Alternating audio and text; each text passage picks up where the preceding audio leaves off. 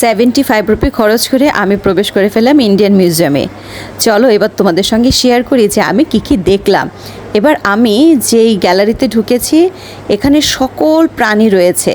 সকল প্রাণী বলতে ইন্ডিয়াতে যে সকল প্রাণী বিভিন্ন সময় বিলুপ্ত হয়েছে বা বর্তমানেও আছে সেগুলো। এই যে এখানে আমি একটা ছোট্ট মেয়েও দেখতে পাচ্ছি, তার সঙ্গে একটা বাচ্চা রয়েছে।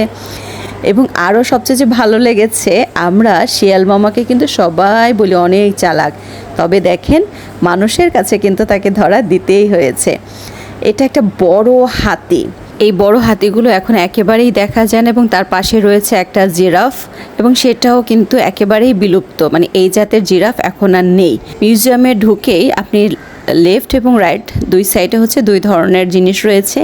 এই সাইডে রয়েছে একেবারে বোন দিয়ে যেগুলো বানানো সেগুলো, এগুলোও একটা সময় বিভিন্ন ধরনের প্রাণী ছিল। এবং আরেকটা মজা দেখেন, ওয়াও, আমি আসলে সত্যি অবাক এবং কিছুটা ভয়ও পেয়েছিলাম।